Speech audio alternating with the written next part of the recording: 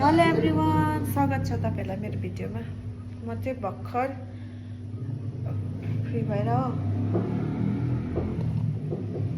चिया पिउँदै दुधको होइन, यो चाहिँ आज मलाई बहिनीले ल्याइदिएको है।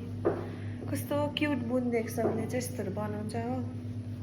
हेर्नु न, यो चाहिँ मेरो लागि मैले अस्ति भनेको थिएँ नि त बहिनी, मलाई एउटा ब्याग बनाइदेऊ ल भनेर। कस्तो दामी बनाइदिएको छ। सो तपाईँहरूलाई कस्तो लाग्यो कमेन्ट गरिकन भन्नुहोस् ल। कलर पनि हेर्नु न कस्तो दामी छ है दादा, कलर मन पर्यो। कस्तो दामी बनाइदिएको छ हौ, चिटिक्कै परेको हेर्नु न। वाउ, कस्तो खुसी छु। यो बोकेर चाहिँ म कहाँ जानु।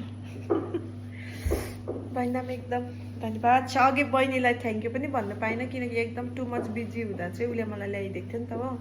जस्ट फ्री भएर चाहिँ मैले राम्रोसँगले हेर्दैछु, एकदमै दामी। वाउ, तपाईँहरूलाई कस्तो लाग्यो कमेन्ट गरिकन भन्नुहोस् ल गाइज।